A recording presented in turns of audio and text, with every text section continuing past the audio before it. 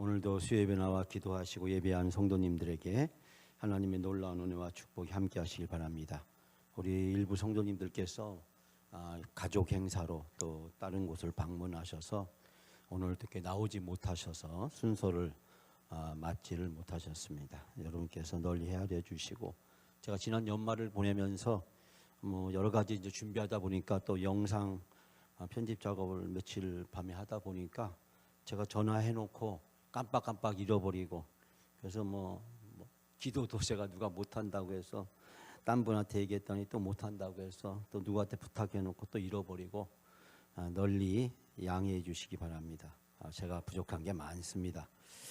새해를 시작하면서 자칫 잘못하면 우리가 하나님보다도 우리의 소원을 먼저 생각하기 쉽습니다.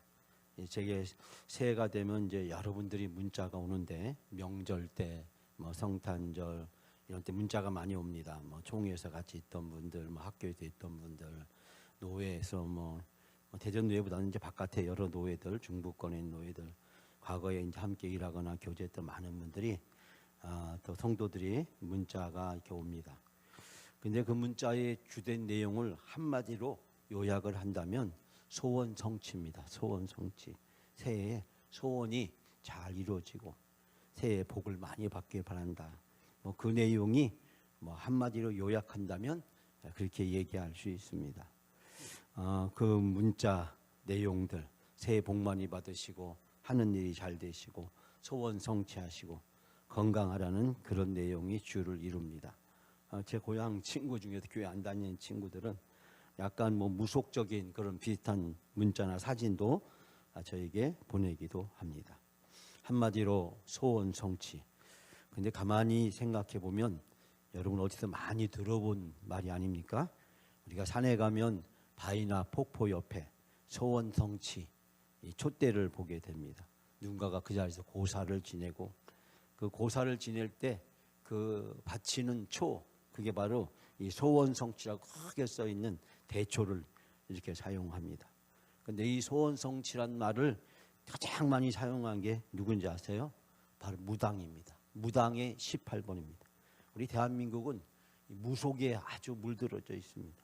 그래서 지난번에 말씀드렸지만 돼지머리 놓고 절하는 건 예사고, 교인들도 그렇고 사회적으로도 그렇고 무당에게 뭐든지 물어보고 무당에게 뭐든지 복을 받아야 잘 된다고 생각하는 그런 생각을 많이들 가지고 있습니다.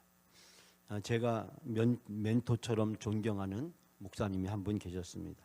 그분은 목사님이자 교수님이자 또 대학 총장까지 하셨는데, 갑자기 세상을 떠나신 정장복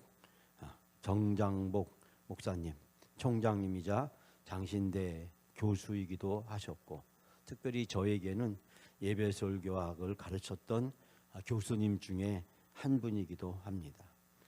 정장복 그 목사님, 제가 총장이 되었을 때 저에게 하시는 말씀이 축하한다는 말이 아니었습니다. 이 자네는 하나님의 영광을 돌리려고 총장이 되었다고 그것을 명심하게, 자네가 총장이 된 것은 하나님께 영광을 돌리려고 된 것인데 그것을 명심하게, 말끝마다 항상 하시는 말씀이 자네는 이 자네라는 말을 꼭 제자들에게 합니다.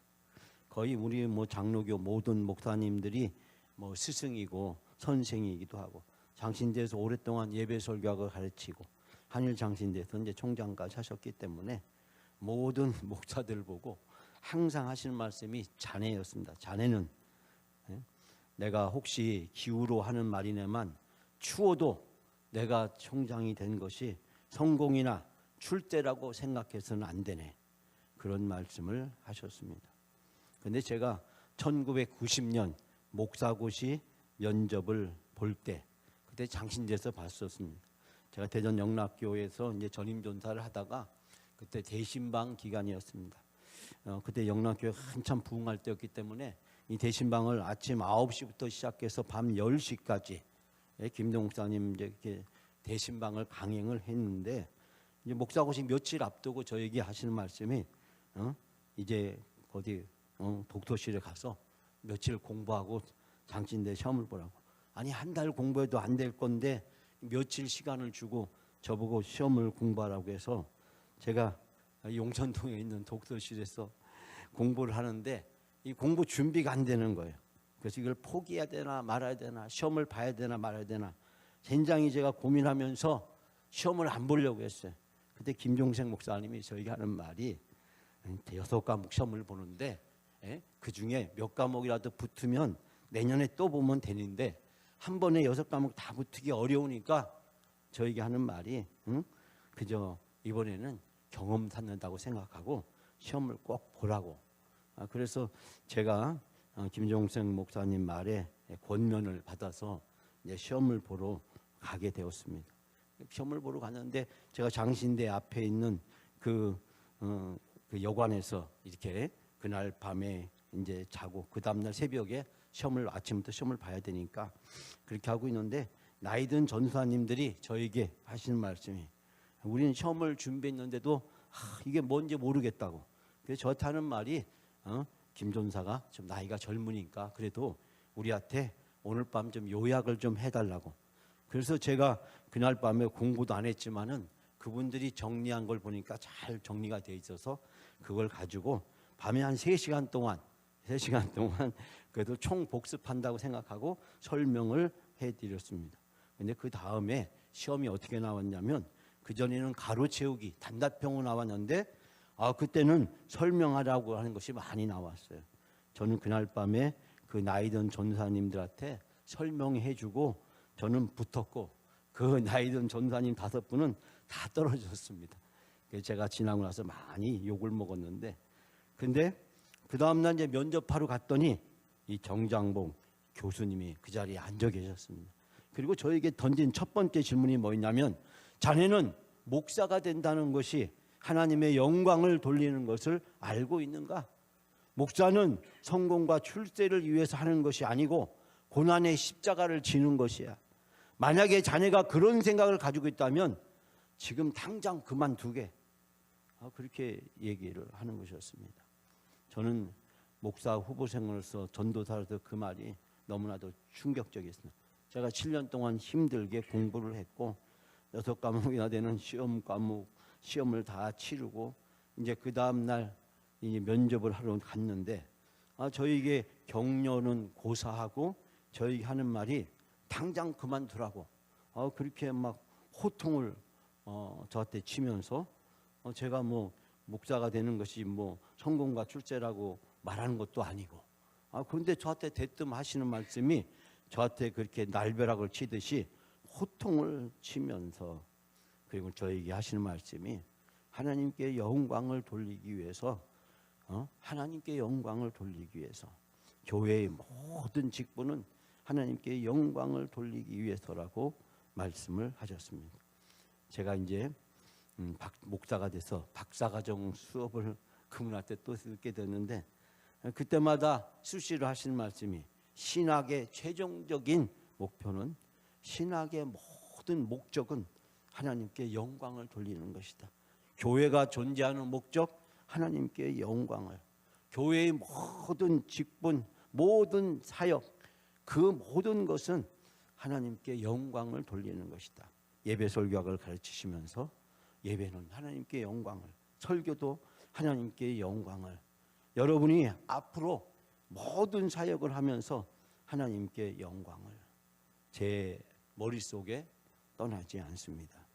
새해 첫 다짐이 무당의 18번 소원 성취가 아니라 하나님께 영광을 저는 여기에서 출발해야 된다고 생각합니다. 2025년 새해 무엇보다도 하나님의 영광을 위해서 살고 신앙생활을 하고 교회생활을 하시는 여러분이 다 되시기를 바랍니다. 여러분 그런 우리에게 하나님은 어떤 분이십니까? 오늘 1절부터 3절까지의 말씀에서 왜 우리가 하나님께 영광을 돌려야 되는지를 설명해 주고 있습니다. 자, 여러분 1절 말씀 우리 다 같이 1절 한 절만 먼저 함께 봉독합니다. 여호와여 영광을 우리에게 돌리지 마옵소서. 우리에게 돌리지 마옵소서. 오직 주의 인자하시고 진실하심으로 주의 이름에만 영광을 돌리소서. 아멘. 자, 우리가 이 말씀을 읽으면서 이 시편 기자의 말이 뭔가 잘못된 게 아닌가라는 생각이 듭니다. 왜냐하면 하나님께 영광을 돌리소서라고 이 시편의 기자가 이야기하는 것이 아니라 영광을 돌리지 말라고, 영광을 돌리지 말라고, 영광을 돌리지 말라는 말을 무려 3번이나 반복해서 이야기하고 있습니다. 주님, 영광을 우리에게 돌리지 마옵소서. 우리에게 돌리지 마시고 오직 주님의 이름에만 영광을 돌리소서. 그 영광은 다만 주의 인자심과 진실하심에 돌리소서라고 호소하고 있습니다. 사랑하는 여러분, 영광을 우리에게 돌리지 말아달라고 이 시인은 호소하고 있습니다. 즉 주의 영광을 위하여 우리를 구원해 달라고 하는 이 시인의 강렬한 호소가 바로 이 독특한 반어법을 통해서 나타나고 있습니다.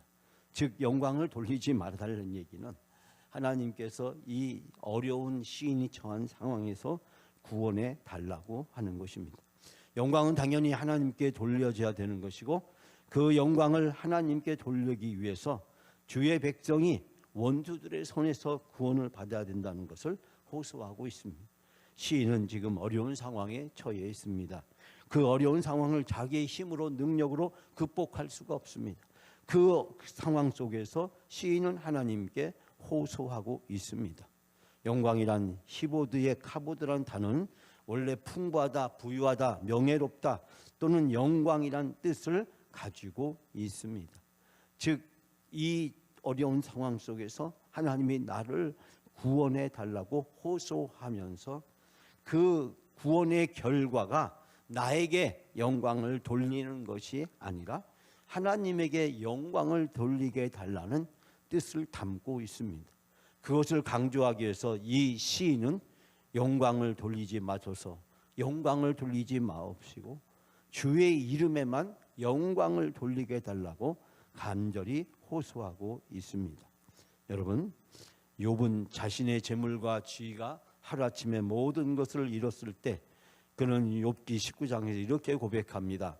나의 영광을 거두어 가시며 나의 관모를 머리에서 벗기시고, 즉 내 영광을 거두어 가시고 머리에서 멸관을 벗겨 가셨다라고 자기의 처해진 상황을 고백하고 있습니다. 우시야 왕은 역대기상에서 보면 상당히 좋은 평가를 받는 왕이었습니다. 그는 땅을 넓히고 국토를 개간하고 망대를 세우고 국가 방위에 힘쓰고 가축을 길러 풍요로운 나라를 만들었고 탁월한 군사 지도자의 역할을 수행했습니다. 우시야 왕 정말 남왕국 북왕국 19명 20명 왕들 중에서 모델이 되는 아주 훌륭한 통치자였고 왕이었습니다.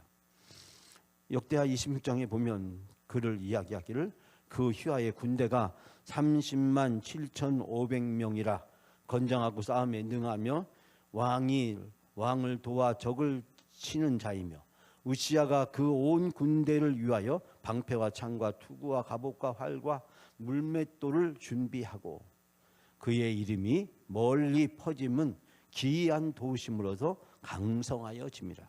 한마디로 국가를 부유하고 강성하게 했던 위대한 왕이었다. 왕 중에 왕, 모델이 되는 왕, 국민들을 잘 먹고 잘 살게 해주고 국민들의 소원을 성취하게 만들어준 그런 탁월한 지도자였습니다. 그런데요, 이 우시야 왕의 번영과 형통의 비결은 어디에 있었을까요? 역대하 26장 5절에 보면 이렇게 고백합니다. 하나님의 묵시를 밝히 하는 스가랴가 사는 날에 하나님을 찾았고 그가 여호와를 찾을 동안에는 하나님이 형통하게 하셨다. 이 말을 좀 더 쉽게 번역해 보면 그의 곁에는, 즉 우시야의 곁에는 하나님을 경외하도록 가르쳐주는 스가랴가 있었는데 스가랴가 살아있는 동안에 우시야는 하나님의 뜻을 찾았다. 그가 주의 뜻을 찾는 동안에 하나님께서 그가 하는 일마다 잘 되게 하여 주셨다.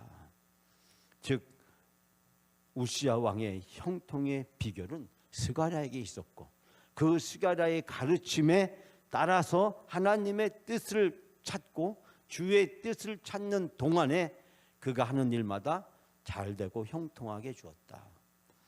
우시야 왕의 형통의 비결은 우시야 왕에게 있는 것도 아니고 스가랴에게 있는 것도 아니고 바로 하나님에게 있었다라는 사실을 알게 됩니다.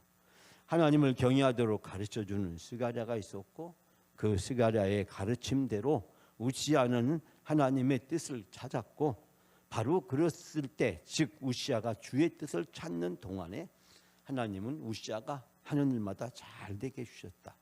즉 우시야 왕의 만사 형통, 소원 성취의 비결은 전적으로 하나님께 달려 있음을 우리에게 가르쳐주고 있습니다. 그런데 우시야가 형통해지자 생각이 달라졌습니다. 모든 것이 자기가 잘나고 능력이 있어도 된 줄 알았습니다. 스가랴가 곁을 떠난 다음부터는 더 이상 하나님을 찾거나 하나님을 의지하지 않게 되었습니다. 역대 26장 10절에 보면 그가 강성하여짐에 그의 마음이 교만하여 악을 행하여 그의 하나님 여호와께 범죄하되 곧 하나님의 성전에 들어가 향단에 분향하려 한지라. 우시야 왕이 힘이 세어지면서 교만하게 되더니 드디어 악한 일을 저지고 말았다. 죄송합니다. 제가 물 좀 마시겠습니다. 주의 성전 안에 있는 분향단에 분향을 하라고 그리로 들어간 것이다. 이것은 주 하나님께 죄를 짓는 것이다. 우시야 왕이 하나님 전에서 분향하려고 했을 때 제사장 아사랴는 그의 교만한 행위를 책망합니다. 우시야 왕의 곁에 서서 우시야 왕에게 이르되 우시야여, 여호와께서 분향하는 일을 왕이 할 바가 아니요 오직 분향하기 위하여 구별을 받은 아론의 자손 제사장이 할 바이니 성소에서 나가소서. 왕이 범죄하였으니 하나님 여호와께서 영광을 얻지 못하리이다. 하나님의 영광을 돌려야 될 이 우시야 왕이 자기의 본분을 벗어나서 제사장만이 할 수 있는 분향하는 일을 침범하게 됩니다. 우린 여기서 사울 왕을 발견하게 됩니다. 사울 왕이 사무엘을 기다리지 못하고 사무엘이 해야 될 일을 자기가 하고, 그 이유가 바로 사무엘을 무시하고 사무엘을 업신여기고, 마치 자기가 전쟁에서 승리하고 이기게 된 모든 것이 자기의 능력에서 된 줄 알았던 그 사무엘 왕의, 사울 왕의 교만함이 결국 사울 왕의 비참한 결과를 가져왔습니다. 사울 왕만 비참해지는 것이 아니라 자기 아들도 비참하게 죽었고 온 국민이 함께 비참하게 군사들과 함께 블레셋에게 죽는 비참한 최후와 고통을 겪게 되는 것을 보게 됩니다. 우시야 왕을 말렸습니다. 제사장들이 외쳤습니다. 우시야는 들으시오. 주님께 분향하는 일은 왕의 할 일이 아니오. 분향하는 일은 이 직무를 수행하도록 거룩하게 구별된 제사장들, 곧 아론의 혈통을 이어받은 제사장들만이 할 수 있는 일이요 이 거룩한 곳에서 어서 물러나시오. 왕이 범죄하였으니 주 하나님께 높임을 받지 못할 것이요. 여러분, 우시야는 그만 교만해져서 제사장이 말려도 죄를 짓지 않습니다. 제사장 역할까지 탐내어서 성전에 들어가서 향단의 분향을 하게 됩니다. 강력한 왕권에도 만족하지 못한 것일까요? 제사장의 고유 권한까지 탐낸 우시야는 결국 어떻게 되었습니까? 한센병, 문둥병에 걸려서 비참하게 자기의 인생을 마감하게 됩니다. 시작은 좋았지만 그 끝이 비참했던, 시작은 하나님께 순종함으로 형통했던 그가 마지막 그의 인생을 비참하게 끝냈던 것을 보게 됩니다. 하나님의 영광을 위하여, 하나님께 영광을 위하여 해야 될 일을 자기의 영광을 위하여, 자기를 드러내기 위해서 그가 그 일을 했을 때 비참한 최후를 맞이하게 된 것을 보게 됩니다. 모든 영광은 하나님께 속해 있고, 그렇기 때문에 모든 영광은 하나님께 돌려져야 됩니다. 이사야는 이방의 빛으로 오실 메시아를 예언하면서 이렇게 이사야 42장에서 말씀합니다. 여러분, 이사야 1장부터 39장까지 말씀은 심판과 회개의 말씀입니다. 이사야 40장부터 66장까지 말씀은 바로 회복과 소망의 메시지입니다. 즉 42장은 바로 이스라엘 백성에게 회복과 소망의 메시지를 주고 있습니다. 근데 여기에서 하나님은 이렇게 말씀하십니다. 나는 여호와니 이는 내 이름이라. 나는 내 영광을 다른 자에게, 내 찬송을 우상에게 주지 아니하였노라. 내가 받을 영광을 절대로 다른 사람에게 넘겨주지 않고, 내가 받을 찬양을 절대로 우상들에게 양보하지 않겠다는 뜻을 가지고 있습니다. 사랑하는 여러분, 우리는 여기에서 하나님께 영광을 돌리는 것이 우리가 살아가야 되는 우리 인생의 가장 중요한 목적이고 본질이자 핵심이라고 하는 것을 발견할 수 있게 됩니다. 그러면서 2절 말씀에서 우리에게 이렇게 얘기합니다. 2절 다 같이 함께 봉독합니다. 어찌하여 문나라가 그들의 하나님이 어디 있느냐 말하게 하리이까. 아멘. 하나님의 구원을 호소합니다. 하나님이 구원해 주셔서 내가 하나님께 영광을 돌리게 해달라고 시인은 호소하고 있습니다. 그러면서 시인이 하는 말이, 혹시 하나님이 나를 구원해 주지 않으셔서 사람들이 구원받지 못하는 나를 보고 그들이 조롱하고 비웃으면 사는 말이, 그들의 하나님이 이제 어디 있냐, 너희 하나님이 어디 있걸래, 너희가 이런 고난 속에서 구원도 받지 못하고 하나님께 도움도 받지 못하고 너희의 꼴이 이게 무엇이냐, 비웃고 조롱을 당하게 될 것임을 이야기하고 있습니다. 그들의 하나님이 지금 어디 있느냐, 왜 나라들이 말하게 합니까? 라는 뜻을 가지고 있습니다. 여기서 문나라는 히브리어 고임이라는 단어인데 민족, 백성이란 말이고, 이것은 이스라엘 백성을 가리킬 때도 쓰이고 이방 백성을 가리킬 때도 쓰입니다. 지금 넓은 의미로 쓰여졌는데, 여기서 중요한 것은 시인이 이야기하기를, 내가 이 상황에서 구원을 받지 못해서 사람들에게 조롱거리가 되지 않게 해달라고 호소하고 있습니다. 그러면서 마지막으로 3절 말씀에 시인은 이렇게 고백하고 호소합니다. 자, 우리가 마지막으로 3절 말씀 다 같이 봉독합니다. 오직 우리 하나님은 하늘에 계셔서 원하시는 모든 것을 행하셨나이다. 아멘. 우리 하나님은 하늘에 계셔서, 하나님은 하늘에 계셔서 하시고자 하시면 어떤 일인지 할 수 있습니다.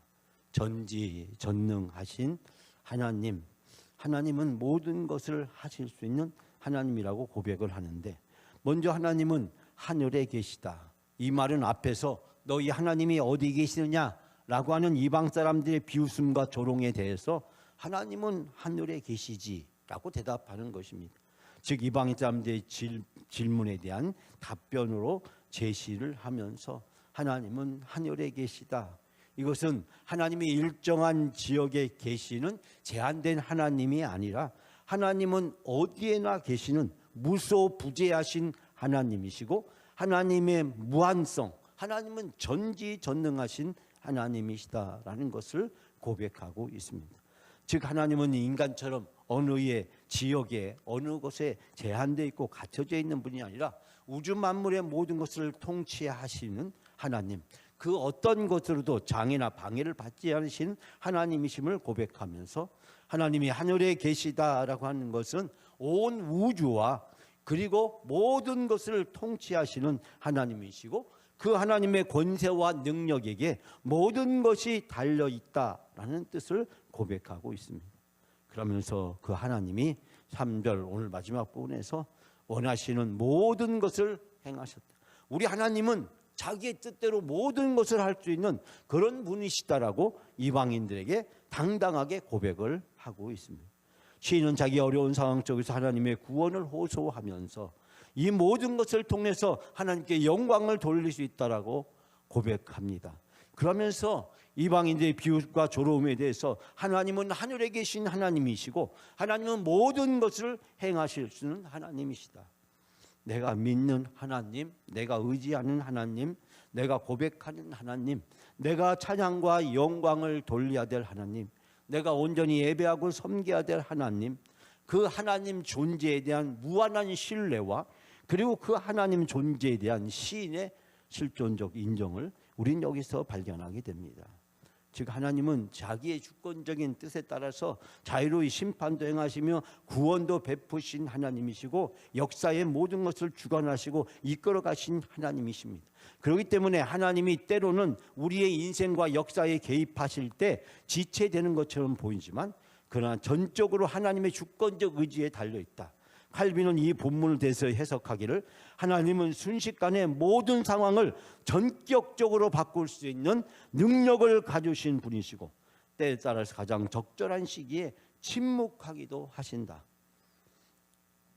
여러분, 하나님은 순식간에 모든 상황을 바꿀 수 있는 전격적인 능력을 가지신 하나님이시고 하나님이 가장 적절한 시기에 침묵하신다는 이야기는 하나님이 가장 적절한 시기가 될 때까지 하나님은 때로는 그의 역사를 멈추기도 하신다라는 뜻을 가지고 있습니다. 사랑하는 여러분, 많은 사람들이 연말이 되고 새해가 되면 소원 성취를 바라고 기대합니다. 소원 성취를 싫어하거나 기대하지 않는 사람은 아무도 없습니다. 하나님께 돌려야 될 그 영광을 이 소원 성취 속에는 바로 하나님께 돌리는 것이 아니라 자기 자신에게 돌리는 것을 발견하게 됩니다. 하나님께 영광을 아니라 자기 자신을 위해서. 많은 사람들이 성도들이 교회 생활을 하면서 또 여러 가지 일들을 하면서 자기가 원하는 대로 자기가 기대한 대로 자기가 하고 싶은 대로 자기 마음 내키는 대로 모든 것들을 하려고 합니다. 교회가 또 목사가 또 교회 다른 성도들이 다 자기에게 맞춰주고 자기를 위해서 존재해야 되고 또 자기의 말대로 생각대로 해야 되고 그래서 그것이 안 맞으면 교회도 안 나오고 봉사도 안 하고 나 다 그만두겠다는 얘기를 합니다. 총회도 가보면 노예도 가보면 여러 교회들도 보게 되면 제가 우리 영광교회는 잘 모르겠습니다만 다른 교회에서 제가 목회하면서 또 총회나 노회나 보면서 자기가 원하는 것을 들어주지 않으면 자기 뜻대로 되지 않으면 내가 그만두겠다, 안 하겠다, 못 하겠다 늘 그런 말을 입에 달고 사는 사람들을 종종 만나게 됩니다. 그래서 어떻게 해서라도 다른 사람을 협박하고 위협하고 다른 사람을 흔들어 가지고 자기 의지와 자기 노력을 성취하려고 하는 것.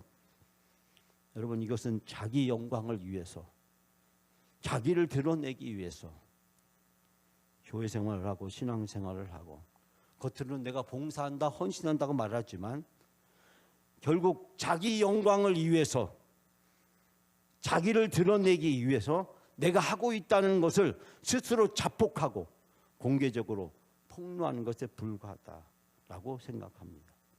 신앙생활을 하나님 보고 하나님께 영광을 돌리는 일이어야 되고 우리가 무엇을 하든지 그리스도인으로서 성도로서 신자로서 해야 되는 모든 것들이 나를 위해서 나의 감정을 위해서 내 자신을 드러내기 위해서 이 모든 것은 영광을 자기에게 돌리는 것입니다. 모든 영광을 하나님께가 아니라 나에게 돌리는 것입니다. 내 감정에 내 뜻에 내 경험에 내가 하자는 대로 다 따라서 해야 되고 그렇게 안 하면 내가 할 수 없다라고 하는 것은 하나님을 협박하는 것이고 하나님을 부인하는 것이고 하나님을 인정하지 않는 것입니다.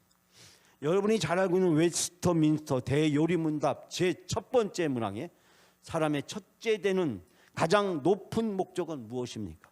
여러분이 아마 수십 년 동안 귀가 아프게 들어왔던 얘기죠. 웨스터 대요리문답 첫 번째 사람이 가장 높은 목적은 무엇인가? 사람의 첫째 되고 가장 높은 목적은 하나님을 영화롭게 함과 영원토록 하나님을 온전히 즐거워하는 것이다. 하나님을 영화롭게 하는 것, 영원토록 하나님을 온전히 즐거워하는 것. 이 질문의 의도가 무엇입니까? 이렇게 해설합니다. 하나님이 사람을 창조한 목적이 무엇인가 하는 것이다. 인간은 본질상 진노의 자녀였기 때문에 하나님을 알지만 하나님을 영화롭게도 하죠. 감사하지도 않냐고 마음이 어두워졌다.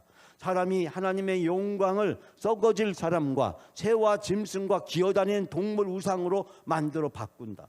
인간을 통해 밝게 빛날 하나님의 영광이 사라진 것이다. 그 영광을 그 영광은 하나님 자신이고 그분으로부터 나온다. 먼저 하나님의 영광은 하나님에 대한 것이기에 하나님의 영광이라고 말할 수 있다. 하나님은 모든 일에 자신을 영화롭게 하신다. 더 나아가서 하나님은 인간 속에서 그리고 인간을 통해서 자신의 영광을 나타내신다. 그렇다면 인간은 어디에 속해 있는가? 바로 영광을 나타내시는 방법과 통로이다. 하나님께서는 인간 속에서 그리고 인간을 통해서 자신의 영광을 나타내신다. 인간을 통해서 인간 속에서 하나님 자신이 자신의 영광을 드러낸다. 그렇다 한다면 인간은 이 하나님의 일에 솔라 데리 글로리아, 즉 하나님의 영광, 오직 하나님의 영광을 위해서라고 화답할 수밖에 없다. 이 말을 쉽게 번역하면 무슨 뜻일까요?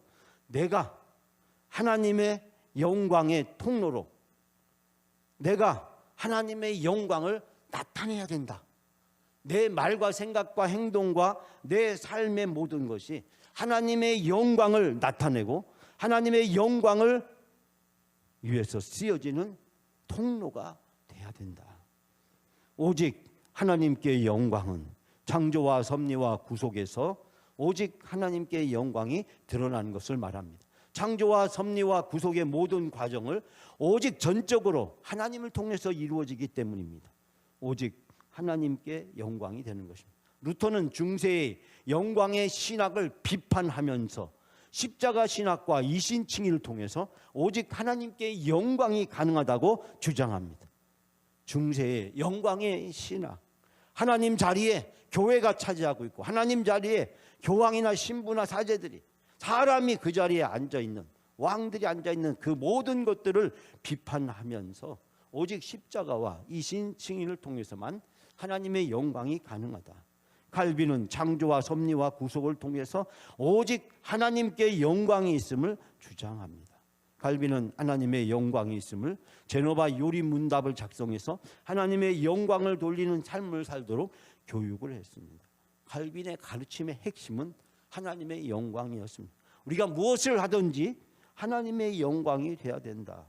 개혁교회 신학은 오직 하나님의 영광에 있음을, 오직 성경을, 오직 은혜, 오직 믿음, 오직 그리스도, 이 모든 것을 종합한다면 오직 하나님께 영광을, 우리가 하나님께 영광을 돌려야 하고 하나님께 영광을 돌리는 통로로, 도구로 쓰임을 받아야 되고, 내가 구원받고 내가 받은 모든 것들이 하나님의 영광을 위하여 하나님이 나에게 주어 주셨다라고 하는 것입니다. 여러분, 로마서 11장의 사도 바울은 이렇게 고백합니다. 이는 만물이 주에게서 나오고 주로 말미암고 주에게로 돌아갑니다. 우리의 모든 것이 시작과 그리고 진행과 끝이 오직 주님에게만 달려있다. 그에게 영광이 세세토록 있을지어다. 고린도서 10장 31절, 너무나도 우리가 잘 알고 있는 유명한 말씀. 그런즉 너희가 먹든지 마시든지 무엇이든지 무엇하든지 다 하나님의 영광을 위하여 하라. 여러분, 먹든지 마시든지 무슨 일을 하든지 모든 것을 하나님의 영광을 위해서 하십시오. 2025년 새해를 시작하면서 우리가 첫 주를 보내면서 우리의 인생의 목적이, 올 한 해의 우리의 기대와 바람이 소원 성취에 있어서는 안 되고 바로 하나님의 영광을 위해서, 하나님을 어떻게 하면 드러낼 수 있을까? 어떻게 하면 내가 하나님의 영광을 위해서 내 자신이 쓰임을 받을까?